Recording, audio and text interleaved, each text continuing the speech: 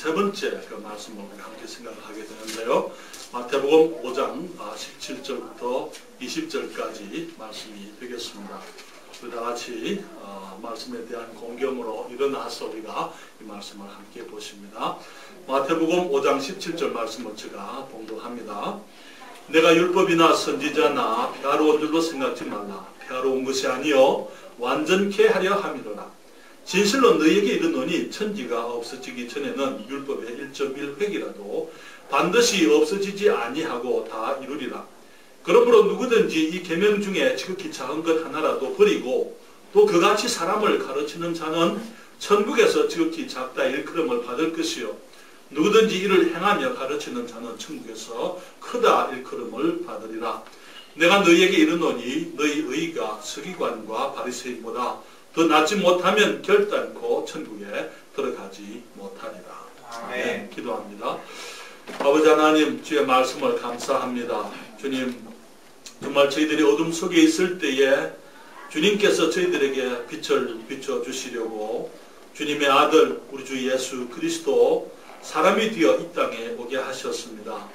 주님, 세상 중에 계실 때에 많은 놀라운 일들, 하나님이 아니면 하실 수 없는 복되고 존귀한 일들을 주님이 참으로 많이 하셨습니다. 그 중에서 주님, 이제 저희들에게 가르쳐 주신 산상 보은의 말씀, 너무나 귀하고 복되고 아름답고 고상한 이 말씀을 저희들에게 주셔서 하늘의 진리와 주님의 비밀을 알게 해주신 것 참으로 감사드립니다. 주님, 저희들이 그리스도인 되게 하셨사오니 이제는 그리스도인다운 삶을 살 수 있도록 주님이 도와주시옵소서. 주님께서 이 시간 주의 말씀을 축복해 주시고 이 종이 주의 말씀을 통해서 우리 주님을 영화롭게 해드릴 수 있도록 아버지여 도와주시옵소서. 그리고 주의 자녀들에게 복이 될 수 있도록 은총을 베풀어 주시옵소서. 예수님의 이름으로 기도하옵나이다. 아멘. 자리에 앉으시겠습니다. 산상보훈의 그 말씀의 그 배경 혹은 동기를 우리가 생각하게 되면 우리 마태복음 5장 1절에 주님 말씀하시기를 예수께서 산에 무리를 보시고 산에 올라가 앉으시니 제자들이 나아온지라 그렇게 말씀을 했습니다. 그래서 이 말씀이 마태복음 5장, 6장, 7장 주님께서 제자들에게 말씀을 하셨어요. 그렇죠? 무리들을 보시고 산에 올라가 앉으시니 제자들이 나온지라 입을 열어 가르쳐 가라사대 하시면서 주님께서 이제 말씀을 하셨습니다. 그동안 우리는 정말 주님께서는 우리가 세상에서 바른 역할의 삶을 살기를 원하지만 그 이전에 바른 사람이 먼저 되기를 원하셔서 팔복의 인격을 말씀을 하셨습니다. 그리고 우리가 이 세상의 빛이요 또 소금이라고 주님께서 말씀을 하셨습니다. 그리고 주님께서 이제는 17절부터는 이제 주님이 새로운 가르침을 하시기 전에 주님 말씀하시길 내가 율법이나 선지자나 폐하러 온 줄로 생각지 말라. 폐하러 온 것이 아니라 완전케 하려 함이로라 이렇게 말씀을 하셨기 때문에 우리가 그리스도와 율법을 생각을 하면서 우리들은 율법이 무엇이냐, 율법과 선지자가 어떤 것인지 우리가 그동안 하나님의 말씀을 생각을 했었어요. 율법은 범법함을 인해서 더해진 것이다 그렇게 말씀을 드렸습니다. 이 이스라엘이 범죄하지 않았으면은 주님께서 주실 필요가 없는 것이었지만은 이스라엘이 죄를 지었기 때문에 죄가 죄인지를 알지 못하니까 그들에게 주신 것이 주님께서 율법의 말씀을 모세를 통해서 주신 것이라고 말씀을 드렸습니다. 이 말씀은 이 율법은 우리 그리스도인들과 이방인들과 상관이 없이 유대인들에게 주어진 것이다 그렇게 말씀을 드렸습니다. 그리고 이 율법은 구원하지 못하고 사람을 구원하는 법이 아니라고 말씀을 드렸어요. 그렇죠? 성경은 율법의 의로 하나님 앞에 의롭다함을 얻을 육체가 없다고 말씀을 하고 있어요. 율법을 지켜서 하나님 앞에 의롭게 될 사람은 없습니다. 그렇지만 율법은 우리가 죄인인 것을 보여주는 것이다. 모든 입을 막고 하나님의 심판 아래 있게 하는 것, 우리들이 그 율법으로 말미암아 죄를 깨닫게 하는 것이다 그렇게 말씀을 했습니다. 그리고 이 율법은 우리 힘으로는 안 된다는 것 사실, 우리의 의로는 하나님께 나아갈 수 없다는 사실을 우리가 깨닫게 만들고, 그래서 우리가 주님 앞에 회개하고 항복을 하고 주님께 나와서 주님, 우리는 안 됩니다. 주님, 우리에게 은혜를 베풀어 주십시오. 율법 말고 우리들에게 은혜를 베풀어 주십시오. 성경에 보게 되면 이제 율법 외에 하나님의 한 의가 나타났다. 곧 예수 그리스도를 믿음으로 말미암아 모든 믿는 자에게 미치는 하나님의 의인이 차별이 없느니라. 로마서 3장에서 말씀을 하고 있어요. 그래서 우리가 율법으로서 구원받지 못한다는 것 사실을 깨닫고 하나님께 나와서 예수 그리스도를 믿는 믿음으로 의롭게 만드는 것, 그래서 율법은 몽학선생이다 그렇게 얘기를 했습니다. 지난주에는 율법을 완전케 하시는 그리스도, 내가 율법이나 선지자나 폐하러 눌러 생각지 말라, 폐하러 온 것이 아니고 완전케 하려 함이라 이렇게 말씀했는데, 그 완전케 하신다는 그 말씀에 무엇을 의미하는 것인지 우리가 함께 생각을 했어요. 율법을 완전케 하시는 그 말은 율법은 사람이 성취할 수 없는 것이기 때문에 그리스도께서 의인으로 오셔서 이 성취할 수 없는 불완전한 법을 주님이 온전히 성취하셨다 그렇게 말씀을 드렸습니다. 그러니까 예수님께서 그래서 유대인으로 오신 거예요. 왜냐하면 율법은 유대인들에게 주어진 것이기 때문에 주님이 유대인으로 오셔서 주님께서 율법을 다 지키심으로 주님께서 율법을 온전케 하신다 그렇게 말씀을 했습니다. 또한 이 율법 안에는, 이 율법과 선지자 안에는 주님에 관한 많은 모형과 예언들이 있습니다.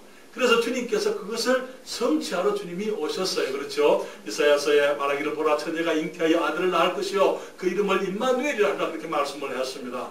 예수님께서 태어났을 때에 이제 마태복음을 보게 되면은 주님께서 태어나셨을 때 이제 그 예언이 이루어진 것이다. 주님께서 말씀을 마태복음 1장에서 얘기하고 있는 것 아닙니까?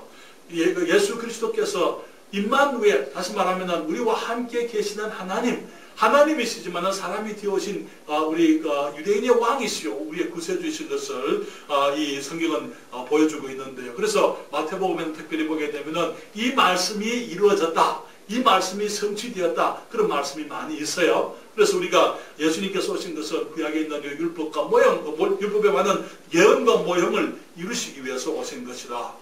뿐만 아니라 주님이 율법을 완전케 하신다는 그 말은 이 율법이 부족한 법이고 온전치 못한 법이기 때문에 주님께서 율법을 승화하셔서 더 완전한 법으로 주님께서 이제 온전케 하신다. 주님 말씀하시기를 옛사람에게 말한 바 너희가 이렇게 얘기했다는 것을 들었지만은 나는 너희에게 이르노니 그렇게 말씀을 하신 거예요. 그렇죠? 주님께서 율법을 주신 분이, 모세에게 율법을 주신 분이 예수 그리스도인 줄 믿으십니까? 우리 주님께서 모세에게 율법을 주셨지만은 이제 주님 사람이 되어 오셔서 말씀하시기를 옛사람에게 말한 바 너희가 살인치 말라, 누구든지 살인하면 심판을 받게 되리라는 것을 너희가 들었지만은 나는 너희에게 이르노니 주님께서 말씀하시면서 주님께서 율법의 주인이시고 또 율법을 완전케 하시는 분이신 것을 우리에게 말씀을 하셨다고 말씀을 드렸습니다. 그러면은 이제 율법은 우리 그리스도인들과는 어떤 관계가 있습니까? 우리는 이미 이 율법은 유대인들에게 주신 것이고 우리는 유대인이 아니라고 말씀을 드렸습니다. 그렇죠? 우리는 육신적으로는 이방인이요 영적으로는 그리스도인들입니다. 그렇기 때문에 유대인들과는 상관이 없는 사람입니다. 그렇지만은 주님 말씀하시기를 여기 17절에 내가 율법이나 선지자나 폐하러 눌러 생각하지 말라. 폐하러 온 것이 아니요 완전케 하려 함이로다. 18절에는 진실로 너희에게 이르느니 천지가 없어지기 전에는 율법의 1.1획이라도 반드시 없어지지 아니하고 다 이루리라. 그렇게 얘기했어요. 오늘 우리가 사는 시대를 은혜 시대라고 사람들이 얘기합니다. 그렇지만 사실은 모든 시대가 은혜 시대예요. 모든 시대가 하나님의 은혜 시대입니다. 그렇습니까? 예, 구약의 율법 시대도 하나님의 은혜예요. 모든 시대가 하나님의 은혜 시대입니다. 그러나 지금 우리는 이제 교회 시대를 살고 있죠. 그렇죠. 그리고 지금 특별히 이제 그 구약에 감춰져 있었던 그 많은 비밀들이 신약을 통해서 온전히 이루어졌기 때문에 이루어진 그 복음을 통해서 우리가 믿음으로 복을과 구원을 받는 그 어떤 때보다도 복된 시대인 것은 틀림없습니다. 그렇지 않습니까? 그렇지만은 그래서 사람들이 말하기를 우리가 지금은 은혜 시대에 살기 때문에 율법은 우리와 상관이 없는 것이기 때문에 유대인들에게 주어진 것이기 때문에 우리들은 율법을 지키지 않아도 괜찮다. 아무 상관이 없는 사람들이다. 그렇게 얘기를 한 사람들이 있어요. 여기 19절에 뭐라고 말합니까? 19절에 주님 말씀하시기를 그러므로 누구든지 이 계명 중에 지극히 작은 것 하나라도 버리고 또 그같이 사람을 가르치는 자는 천국에서 지극히 작다 일컬음을 받을 것이요. 누구든지 이를 행하며 가르치는 자는 천국에서 크다 일컬음을 받으리라. 이렇게 말씀을 했습니다. 다시 말하면 신약 시대에는 구약 성경과 상관이 없이 우리는 오직 신약 성경만 믿습니다. 그런 사람들이 있어요. 주님께서 말씀 그게 아니라 그렇게 말씀을 하고 있는 거예요. 이스라엘 백성들에게 주신 그 말씀이 지금은 그리스도인들에게 주신 말씀입니다. 물론 직접적인 그런 우리가 유대인은 아니라 하더라도 주님께서 유대인들에게 주신 그 말씀의 그 동기, 그 말씀의 뜻, 주님께서 그 말씀에 의도하신 그 모든 것들이 실제로 또한 우리들에게도 적용되어 줄 수밖에 없는 것이다. 그 말이시요. 왜냐하면은 이 율법은 우리에게 하나님의 성품을 보여주는 책입니다. 하나님의 말씀이에요. 그렇죠. 다시 말하면 하나님께서 얼마나 거룩하신 분인지 우리들에게 보여주고 있어요. 율법은 세 가지로 이루어진다고 말씀을 드렸습니다. 율법에는 세 가지 법이 있어요. 도덕법입니다. 사람이 사람과 함께 살아가는 규범이에요. 공문법이라고 이렇게 얘기하는데, 이 도덕법은 하나님께서 공평하신 분이다. 또 사람들이 공평하게 사이좋게 사랑하면서 살기를 원하시는 것. 주님께서 우리 사람들의 질서 있게 살아가는 그 모습을 주님께서 도덕법을 통해서 말씀을 하시고, 두 번째 보여주는 것은 공민법이에요. 그것은 하나님의 의로우심을 보여주는 거예요. 하나님께서 공평하신 것. 주님께서 그렇게 공평하시고 의로우시기 때문에 우리가 사람들과 생활하게 될 때에 참 의로운 모습으로 살아가게 되기를 주님께서 원하시는 법인 것입니다. 물론 제사법이 있죠. 우리는 그 제사법이 참 복잡한 것을 우리가 압니다. 그렇죠. 레위기나 민수기, 신명기를 통해서 우리가 정말 거기에 이 출애굽기, 특별히 거기 여러 가지 모습의 제사들이 있는 것을 보게 되고, 제사를 할 때에 어떻게 해야 되고, 또 특별히 피를 가져올 때는 어떻게 하고, 양을 잡을 때는 이렇게 하고, 소를 잡을 때는 저렇게 하고, 주님께서 그렇게 여러 가지로 말씀하시는 것을 우리가 잘 알고 있습니다. 그것은 하나님이 얼마나 거룩하신 분이냐 하는 것을 보여주는 거예요. 그렇기 때문에 구약의 하나님도 여전히 신약 시대에도 바로 그 하나님의, 그렇지 않습니까? 구약의 하나님이 죄를 미워하셨다면 신약 시대에도 죄를 미워하시는 분이십니다. 구약의 하나님이 거룩하신 분이시면 신약에도 우리 하나님은 거룩하신 분이십니다. 그렇습니까? 그래서 그분은 여전히 공평하신 분이에요. 그렇기 때문에 우리가 정말 사람들과 함께 살아가면서, 특별히 믿지 않는 사람들 세계 속에서 살아가면서 우리들이 정말 이 공평하게 바른 질서 속에 다른 사람들을 공경하고 다른 사람들을 존중하는 그런 모습으로 살아가게 되길 주님이 원하시는 거예요. 주님께서는 여전히 공의로우신 분입니다. 그렇기 때문에 우리가 하나님의 심판을 두려워하고 심는 대로 거둔다는 사실 우리가 기억하고, 정말 주님과 사람 앞에서 의로운 삶을 살게 되기를 주님이 원하고 계시는 것입니다. 그리고 우리 주님은 여전히 거룩하신 분이에요. 그렇기 때문에 누구도 그리스도 앞에 하나님 앞에 서려면은 우리가 죄인으로서는 설 수가 없어요. 우리가 의인이 되지 않으면은 우리가 주님 앞에 설 수가 없는 것이죠. 그렇기 때문에 우리가 의롭게 주님 앞에 서기 위해서는 예수 그리스도를 영접해야만 되는 것입니다. 예수 그리스도, 그 모든 구약의 모든 제물들이 상징적으로 그림자로 보여주었던 그 예수 그리스도, 실체 되시는 예수 그리스도, 세상의 모든 죄를 위해서 죽으시는 우리의 참된 제물로 오신 하나님의 어린 양으로 오신 그 예수 그리스도를 믿음으로 말미암아 우리가 의롭다함을 얻어서 하나님 앞에 서게 되기를 주님께서 원하시는 것입니다. 사랑하는 여러분, 구약 성경에 보게 되면은요, 특별히 10계명에 보게 되면은, 계명은 사실은 10가지가 있지만은 우리가 크게 2가지로 얘기할 수 있어요. 너는 나 외에 다른 신이 내게 있게 하지 말지니라. 너는 우상을 만들지 말지니라. 여호와 내 하나님 이름을 망령되이 일컫지 말지니라. 안식일을 지켜서 거룩하게 하라. 그 말씀은 전부 하나님을 사랑하라 그 말이에요. 그렇죠? 앞에 4가지는 하나님 사랑에 대한 얘기입니다. 그 다음에 내 부모를 공경하라, 살인하지 말라, 간음하지 말라, 도둑질하지 말라, 거짓증하지 말라, 탐내지 말라. 그런 6가지 그 계명은 사람들을 사랑하라 그 말이에요. 그렇지 않습니까? 그래서 예수님께서 말씀하시기를 내 하나님을 마음과 뜻과 힘을 다하여 사랑하고 내 이웃을 내 몸과 같이 사랑하는 것이 율법과 선지자의 강령이다 그렇게 얘기했을 때에, 그 강령이라는 그 말을 영어성에 보게 되면 hang on 그렇게 얘기하고 있어요. hang on이 무슨 말인지 아시죠? hang on, 매달린다 이 말이에요. hang on.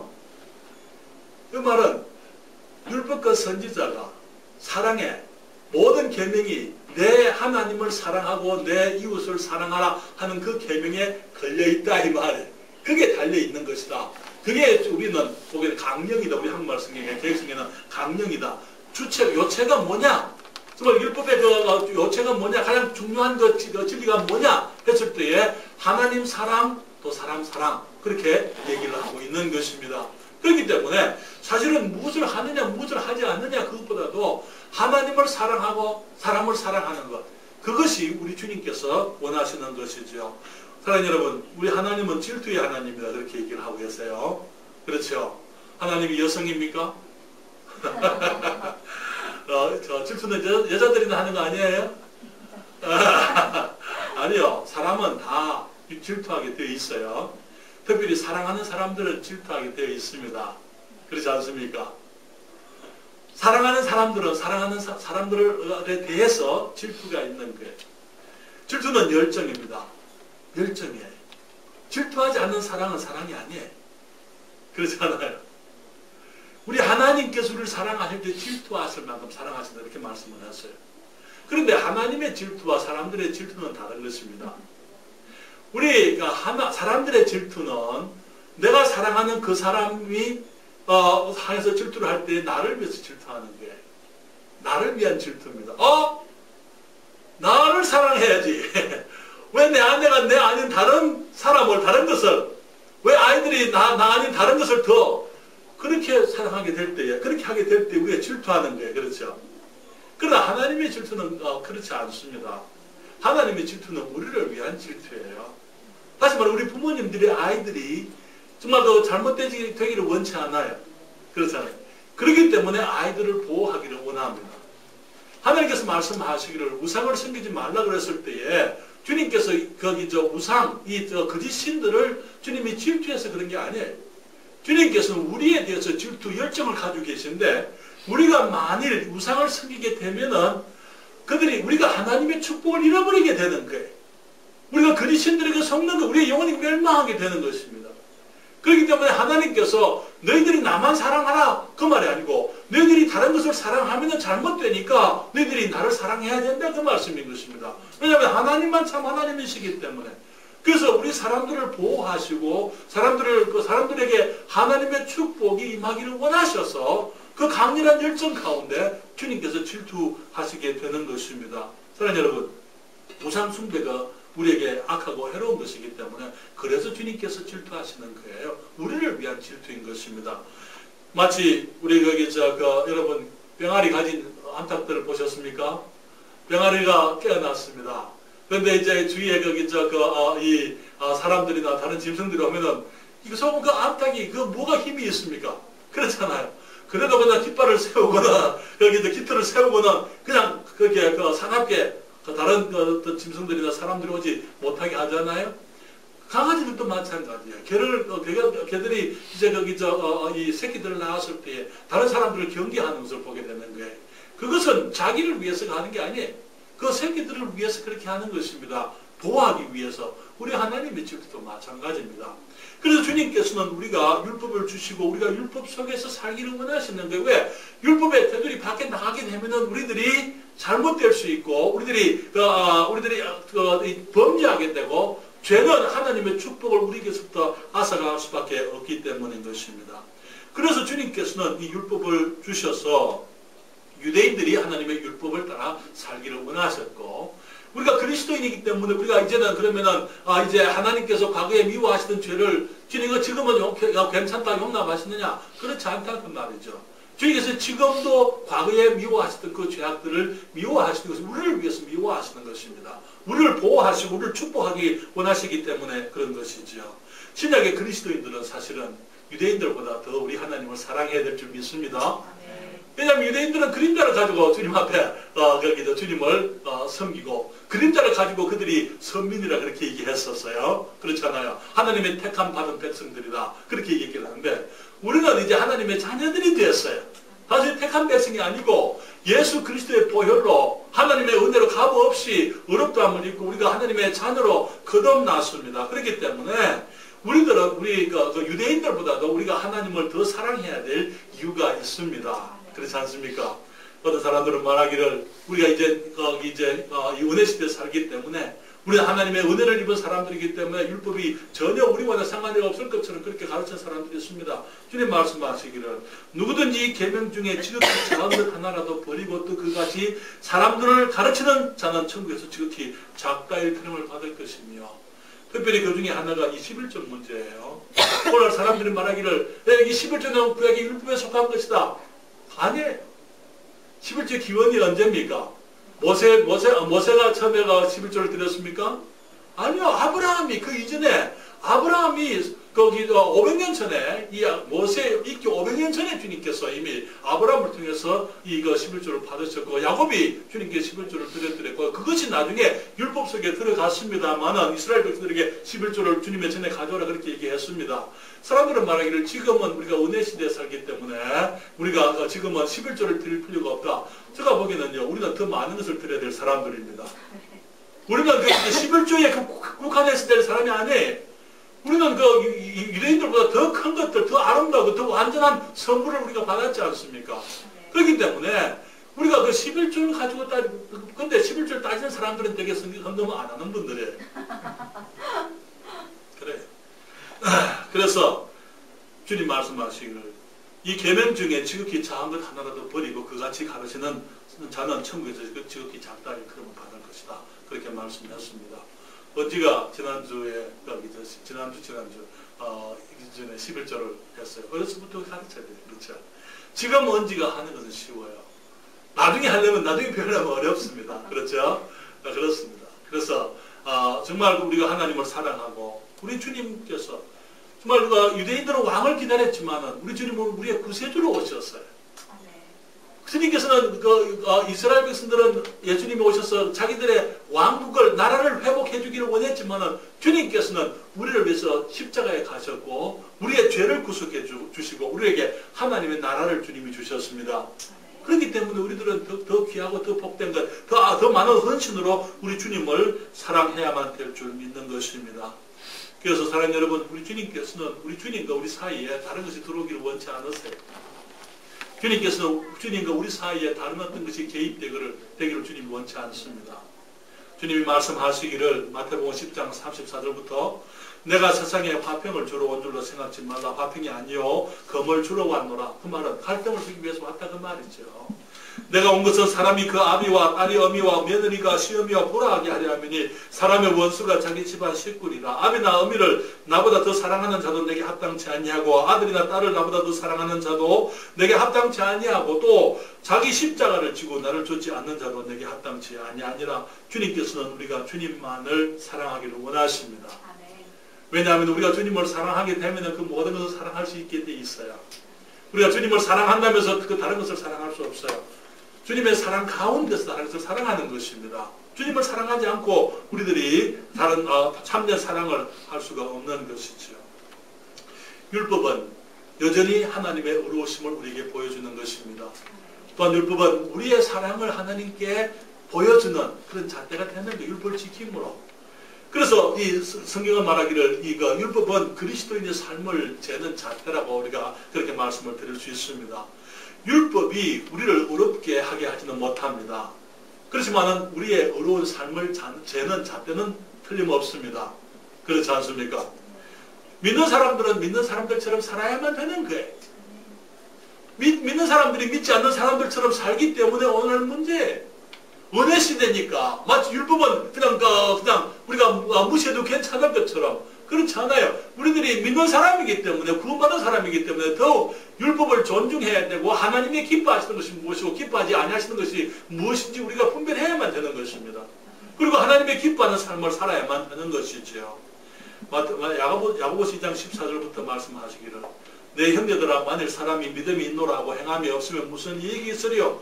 그 믿음이 능히 자기를 구원하겠느냐. 우리 하나님을 믿는다 하면서 행위가 없으면 어떻게 하겠냐 이 말이죠. 만일 형제나 자매가 헐벗고 일용할 양식이 없는데 너희 중에 누구든지 그에게 이르되 평안히 가라 더럽게 하라 배부르게 하라 하며 그 몸에 쓸 것을 주지 아니하면 무슨 이익이 있으리요. 이와 같이 행함이 없는 믿음은 그 자체가 죽은 것이라. 혹이 가로되 너는 믿음이 있고 나는 행함이 있으니 행함이 없는 내 믿음을 내게 보이라. 나는 행함으로 내 믿음을 내게 보이리라. 그 다음 20절에 말하기를 내가 하나님은 한 분이신 줄 믿느냐. 잘하는도다. 귀신들도 믿고 떠느니라. 여러분, 귀신들이 하나님을 믿습니까? 안 믿습니까? 믿어요? 안 믿어요? 믿죠, 당연히. 그러면 하나님을 공경합니까? 아니요.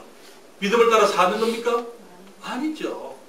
만약에 우리가 하나님을 공경한다 그러면서, 하나님을 믿는다 그러면서 하나님이 기뻐하는 일을 행하지 아니하고 우리가 죄악 가운데 살면서 은혜에다가 치부한다면, 은혜 때문에 나는 이것을 잘못해도 괜찮다라고 이렇게 얘기한다면 귀신들의 믿음과 똑같은 거예요.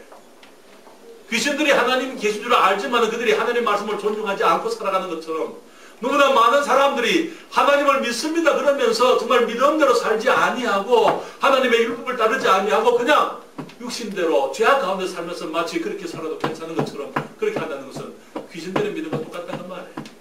그래서 주님 말씀하시기를 허탄한 사람아, 행함이 없는 믿음이 헛것인 줄 알고자 하느냐. 귀신들을 봐라 이 말이죠. 귀신들을 봐라. 사랑하는 여러분, 그래서 우리들이 정말 믿음의 사람, 그리스도인들이라는 것, 우리가 하나님을 사랑한다는 것을 우리가 무엇으로 알 수 있느냐? 율법을 지키는 것을 통해서 우리가 알 수 있습니다.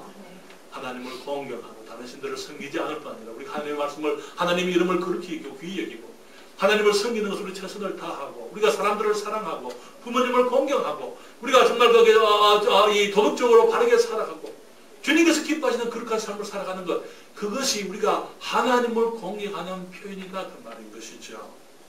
사람들은 말하기를 그리스도 안에서 마치 자유를 얻었기 때문에 마음대로 아무렇게나 살아도 괜찮다 그런 식으로 얘기하는 사람들이 있어요. 그러니까 성경은 말하기를 그 나무로 그 열매로 그 나무를 안다 이렇게 얘기했어요. 그렇죠? 오늘날 그리스도인들 가운데 이 미국에서 이 그리스도인들, 교회 안에 그리스도인들의 이혼율이 세상의 이혼율과 동일해요. 똑같아요. 그 뭘 얘기하는 것입니까? 지금 이거 교회 안에서 동성애 용납하는 교회들이 미국에 있습니다. 이혼한 목사들이 부지기수예요. 그러면서도 강단에서 하나님 말씀을 전한다고 이렇게 얘기하고 있어요. 하나님은 그런 것 기뻐하지 않습니다. 그렇지 않아요? 이 시대가 어떻게 살아가든지 간에 하나님의 강단은 거룩해야 되고 그리스도인들은 의로운 삶을 살아야만 될 줄 믿습니다. 네, 그것이 우리 주님께서 기뻐하시는 것입니다. 우리가 율법을 지키는 것은 그리스도인이 하나님을 사랑하기 때문이라고 말씀을 드렸습니다. 우리가 하나님을 기쁘시게 해드리기를 원해요. 왜냐하면 그분이 우리를 위해서 얼마나 큰 희생을 치르셨습니까? 얼마나 우리를 사랑하십니까? 지금도 사랑하고 계시잖아요. 우리가 하나님의 사랑을 받을 때에 우리도 하나님을 사랑하고자 하는 거예요. 그렇죠? 그렇습니까? 하나님 사랑하십니까? 사랑합니다. 그리고 또 사랑해드리기를 원해요. 주님 말씀하시기를 요한일서 4장 10절 11절에 사랑은 여기 있으니 우리가 하나님을 사랑한 것이 아니요 오직 하나님이 우리를 사랑하사 우리 죄를 위하여 화목제로 그 아들을 보내셨음이니라. 사랑하는 자들아 하나님이 이같이 우리를 사랑하셨은즉 우리도 서로 사랑하는 것이 마땅하도다. 우리가 하나님을 사랑하고 우리의 형제들을 사랑하는 것입니다. 요한일서 주님 말씀하시기를 누구든지 하나님을 사랑하노라 하고 그 형제를 미워하면 이는 거짓말하는 자니 보는 바 그 형제를 사랑치 아니하는 자가 보지 못하는 바 하나님을 사랑할 수가 없느니라. 저는 또한 그 형제를 사랑할지니라. 하나님 우리가 어떻게 사랑합니까? 우리가 형제들을 사랑하면서 우리가 하나님을 사랑한다. 그렇게 말씀을 하고 있습니다. 또한 주님 말씀하시기를 요한복음 14장 21절과 23절에 나의 계명을 가지고 지키는 자라야 나를 사랑하는 자니 나를 사랑하는 자는 내 아버지께 사랑을 받을 것이요 나도 그를 사랑하여 그에게 나를 나타내리라. 사람이 나를 사랑하면 내 말을 지키리니 내 아버지께서 저를 사랑하실 것이요 우리가 저에게 와서 그 저를 저와 함께 하리라. 그렇게 말씀을 했어요. 그러나 여러분 우리가 정말 주님을 사랑하면은 우리가 주님의 계명을 지키게 되어져 있습니다. 그렇습니까? 우리가 계명을 내가 주님께서 내게 은혜를 베푸셨기 때문에 내가 구원받았기 때문에 지금은 은혜 시대이기 때문에 내가 모든 죄가 용서되기 때문에 하나님이 나를 언제든지 용서해 주실 것이기 때문에 그래서 내가 마음대로 살아도 괜찮습니다. 그것을 거기서 radical grace라는 그런 용어가 있습니다. 그렇게 한 사람들의 주장 radical grace 뭐라 그럴까요? 극단적인 은혜, 지나친 하나님 은혜에 대한 지나친 그건 오해 그렇잖아요. radical grace 그렇게 실제로 믿는 사람들이 있습니다. 그러나 그렇지 않습니다. 우리가 하나님을 믿기 때문에, 주님을 사랑하기 때문에, 우리가 은혜 시대에 있기 때문에 우리는 우리 주님을 더 사랑해야 되는 것입니다. 우리 주님을 사랑하기 때문에 우리는 율법을, 말씀을 지켜야만 되는 것입니다. 그래서 우리가 왜냐면 그건 아니고 우리가 어떻게 무엇으로 우리의 사랑을 측정할 거예요? 그렇잖아요. 하나님을 사랑하는 줄을 우리 마음에서 사랑하지만은, 그러나 마음의 사랑은 볼 수가 없잖아요.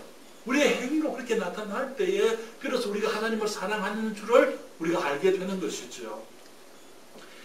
사랑의 계명, 우리 주님이 사랑하라 말씀하신 그 계명을 우리가 실천하게 되면은 우리는 모든 계명을 다 지키게 되어져 있어요. 주님 말씀하시기를 로마서 13장에 피차 사랑의 빛 외에는 아무에게든지 아무 빛도 지지 말라. 남을 사랑하는 자는 율법을 다 이루었느니라. 간음하지 말라, 살인하지 말라, 도둑질하지 말라, 탐내지 말라 한 것과 그 외에 다른 계명이 있을지라도 내 이웃을 내 자신과 같이 사랑하라 하신 그 말씀 가운데 다 들었느니라. 사랑은 이웃에게 악을 행치 아니하나니 그러므로 사랑은 율법의 완성이니라. 그렇게 말씀을 하셨습니다. 우리가 주님을 사랑하면은 우리가 율법을 지키게 되어져 있어요. 우리가 사람을 사랑하게 되면은요, 범죄하지 않습니다. 진정한 사랑은 죄를 짓지 않는 거예요.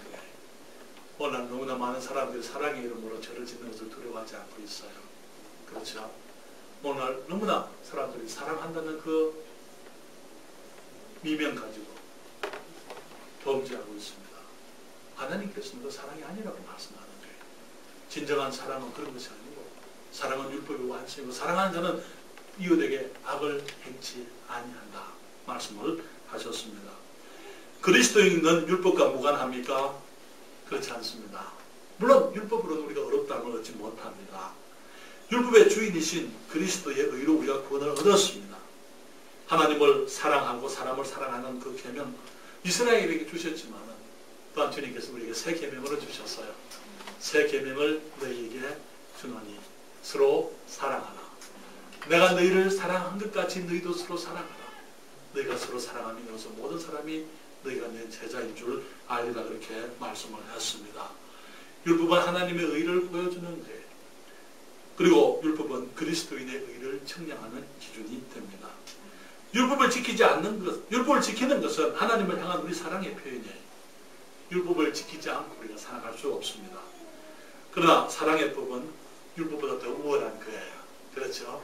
우리가 사랑하게 되면 이거 하라 저거 하라 말하지 않아도 바른 것을 우리가 알아서 하게 되어져 있는 것입니다. 은혜를 핑계로 해서 율법을 범하는 것은 하나님 앞에 죄악을 행하는 것입니다.